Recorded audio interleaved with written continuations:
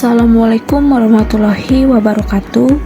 Yang saya hormati Ibu Ade Siti Haryanti SSMPD selaku dosen pengampu mata kuliah literasi ICT dan media pembelajaran bahasa Indonesia. Perkenalkan, kami dari kelompok 5 dengan beranggotakan saya sendiri, Marlina Stefani, Ana Mufidah, dan Cindy Mulyawati. Dengan video pembelajaran ini, kami akan menjelaskan materi yang berjudul pengembangan konten pembelajaran dan penggunaan ICT dalam pengembangan konten pembelajaran. Pengembangan konten pembelajaran. Pengembangan konten pembelajaran adalah proses membuat materi pembelajaran yang dapat disampaikan secara elektronik. Konten ini dapat berupa konten baru atau modifikasi dari konten yang sudah ada. Pengembangan konten pembelajaran adalah proses merancang, menyusun, dan menyempurnakan materi pembelajaran agar sesuai dengan kebutuhan peserta didik, tujuan pembelajaran, serta metode pengajaran yang digunakan. Proses ini mencakup pemilihan topik, penyusunan materi, penggunaan media pembelajaran yang efektif, serta evaluasi dan revisi untuk memastikan materi mudah dipahami dan relevan. Pengembangan konten pembelajaran bisa dilakukan dalam berbagai bentuk, seperti modul cetak, presentasi, video, e-learning, atau kombinasi dari beberapa metode. Tujuan utamanya adalah meningkatkan efektivitas dan daya tarik pembelajaran, sehingga peserta didik lebih mudah memahami dan menerapkan materi yang telah dipelajari. Pengembangan konten pembelajaran adalah berupa yang pertama, video tutorial, yang kedua kuis, yang ketiga infografis, dan yang keempat, aplikasi pembelajaran. Adapun berikut beberapa langkah dalam mengembangkan konten pembelajaran, yaitu yang pertama, identifikasi kebutuhan siswa, yang kedua, tentukan tujuan pembelajaran, yang ketiga, pilih metode pembelajaran yang tepat, yang keempat, tentukan sumber dan media pembelajaran, yang kelima, kembangkan bahan materi, yang keenam, rancang konten pembelajaran, dan yang ketujuh, evaluasi dan revisi konten secara berkala.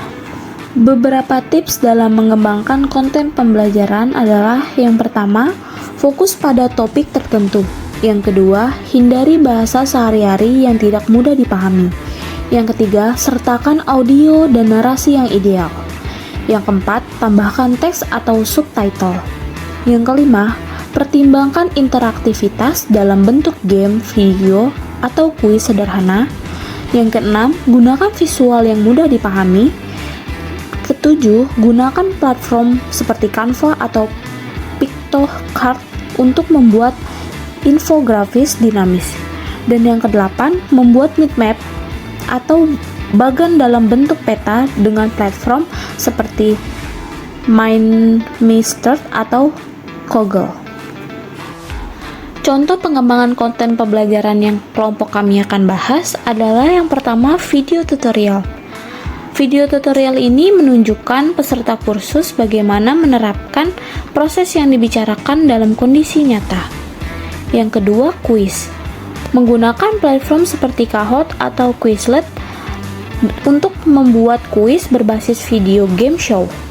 Yang ketiga, infografis.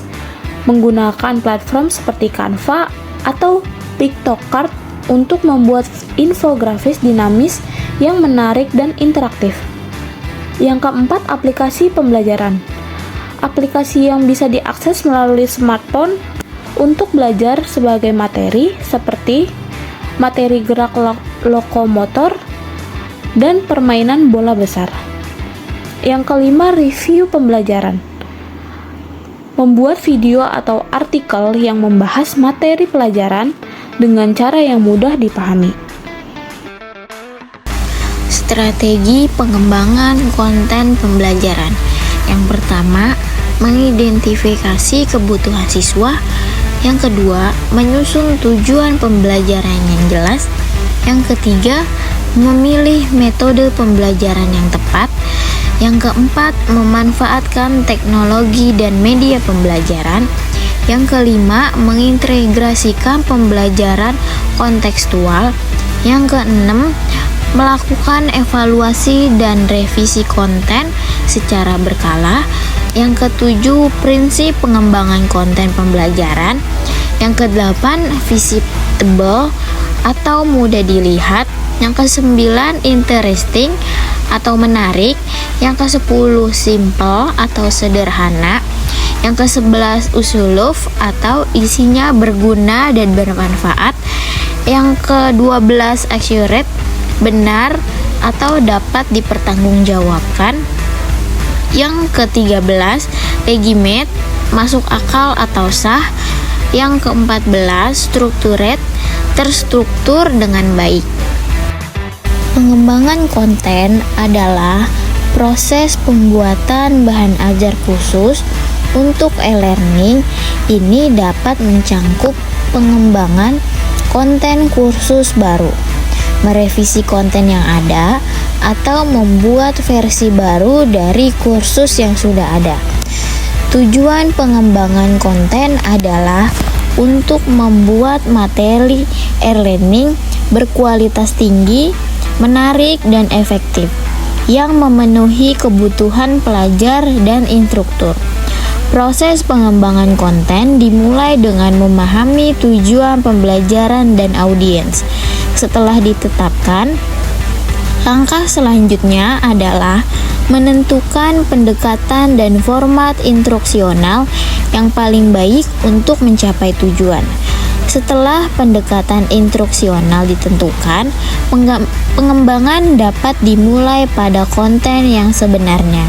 Ini termasuk menulis atau merevisi teks, mengembangkan visual, membuat interaktif, dan mengembangkan penilaian. Setelah konten dibuat, harus ditinjau kualitas dan efektivitas sebelum dapat digunakan dalam kursus e-learning. Pengembangan konten adalah proses menciptakan materi, pembelajaran, dan pengalaman yang dapat disampaikan secara elektronik. Ini mungkin termaksud mengembangkan konten baru, mengubah konten yang sudah ada, atau keduanya. Pengembangan konten bekerja dengan pakar materi pelajaran atau UKM untuk mengidentifikasi hasil pembelajaran yang diinginkan dan kemudian membuat konten yang menarik dan efektif yang memenuhi tujuan tersebut. Konten harus sesuai dengan target audiens dan format penyampaiannya. Itu juga harus selaras dengan tujuan dan sasaran keseluruhan dari program e-learning. Setelah dikembangkan, konten tersebut harus ditinjau dan ditinjaukan oleh UKM sebelum dapat digunakan dalam kursus e-learning.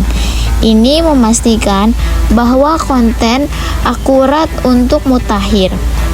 Setelah disetujui, konten siap digunakan dalam kursus e-learning. Ada beberapa jenis pengembangan konten, masing-masing dengan tujuan sendiri.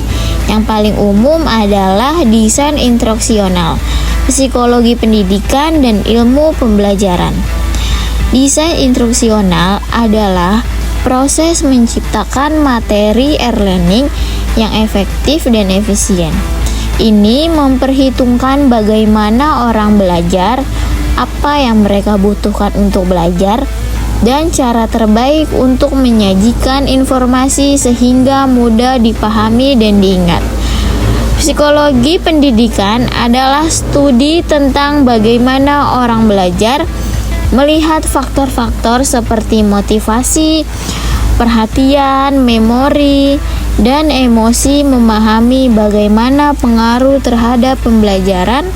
Pengetahuan ini kemudian dapat digunakan untuk membuat materi e-learning yang efektif.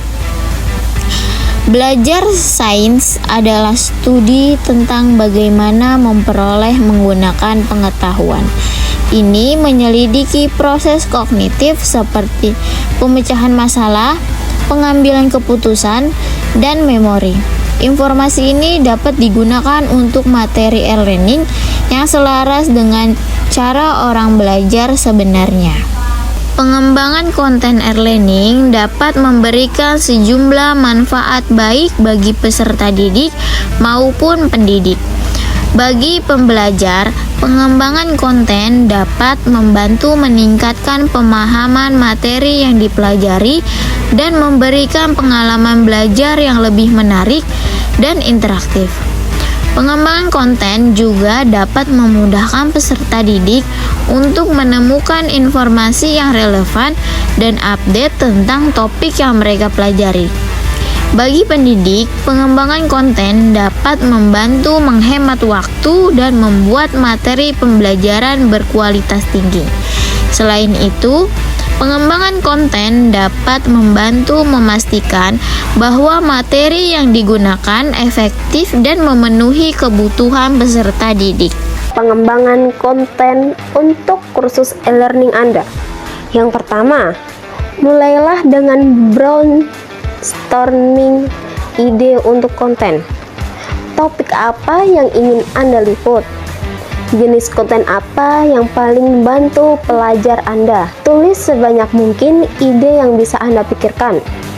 Yang kedua, setelah Anda memiliki daftar ide, mulailah melakukan riset. Lihat sumber daya lain yang tersedia tentang topik yang ingin Anda liput. Cari artikel, posting blog, buku, dan materi lain yang dapat membantu pengembangan konten Anda sendiri. Yang ketiga, mulailah membuat konten Anda sendiri. Mulailah dengan garis besar tentang apa yang ingin Anda bahas di setiap bagian atau pelajaran. Kemudian, isi detailnya dengan tulisan, contoh, dan sumber multimedia Anda sendiri. Yang keempat, dapatkan umpan balik tentang konten Anda dari orang lain. Mintalah teman, anggota keluarga, dan kolege untuk meninjau pekerjaan Anda dan memberikan pendapat mereka. Ini dapat membantu Anda meningkatkan konten Anda sebelum mempublikasikannya setelah online atau menggunakannya dalam kursus Anda. Pengembangan konten dalam e-learning adalah proses membuat, mengkurasi, dan mengelola konten pembelajaran untuk memenuhi kebutuhan peserta didik. Ini mencakup kegiatan seperti instruksional, pembuatan konten, kurasi konten, dan manajemen konten.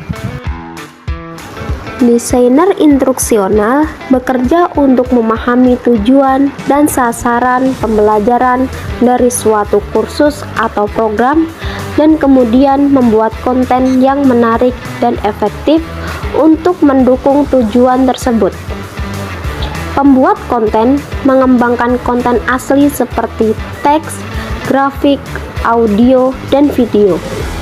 Kurator konten memilih, mengatur, dan memberi anotasi pada konten yang ada dari berbagai sumber. Manajer konten merencanakan, mengawasi, dan memantau semua aspek proses pembuatan konten. Tren pengembangan konten e-learning saat ini adalah menuju lebih banyak kolaborasi antara desainer instruksional, pembuat konten, dan kurator konten. Tren ini didorong oleh kebutuhan untuk menciptakan pengalaman belajar yang lebih menarik dan efektif bagi pelajar. Dengan bekerja sama perancang instruksional, pembuat konten, dan kurator konten dapat memastikan bahwa konten pembelajaran memenuhi kebutuhan peserta didik sekaligus juga menarik dan menarik. Manfaat e-learning dalam pendidikan modern. Sebagai penggunaan teknologi dan pendidikan menjadi lebih umum, e-learning lebih muncul sebagai metode pembelajaran yang populer.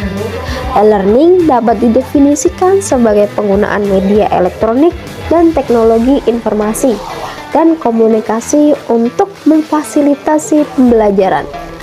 Jenis pembelajaran ini dapat berlangsung online atau offline dan dapat sinkron atau dalam waktu nyata dan asinkron sesuai kenyataan pelajar. Ada banyak manfaat penggunaan e-learning dalam pendidikan, termasuk peningkatan akses ke materi dan sumber belajar, fleksibilitas dan otonomi yang lebih besar bagi peserta didik, kemampuan untuk menjangkau khalayak yang lebih luas. Selain itu, e-learning dapat berperan dalam pengembangan konten untuk kursus dan kurikulum. Ketika digunakan secara efektif, e-learning dapat memberikan pengalaman belajar yang lebih menarik dan interaktif bagi siswa. Namun, ada beberapa tantangan yang terkait dengan e-learning. Misalnya, pengembangan konten e-learning yang berkualitas dapat memakan waktu dan biaya. Selain itu, tidak semua peserta didik nyaman dan terbiasa menggunakan teknologi untuk belajar. Dengan demikian, penting untuk mempertimbangkan tantangan ini ketika merancang dan mengimplementasikan inisiatif e-learning. Pengembangan konten. Pengembangan konten adalah proses pembuatan materi e-learning seperti kursus, rencana pelajaran, dan objek pembelajaran. Ini melibatkan berbagai tugas seperti desain instruksional, penulisan konten, dan produksi multimedia. Pengembangan konten bekerjasama dengan pakar materi pelajaran untuk memastikan bahwa konten tersebut akurat dan mutakhir. Sebelum presentasi diakhiri, kami kelompok 5 ingin menyampaikan terima kasih atas atensi teman-teman selama kami presentasi. Semoga materi ini bisa berguna bagi kita semua. Wassalamualaikum warahmatullahi wabarakatuh.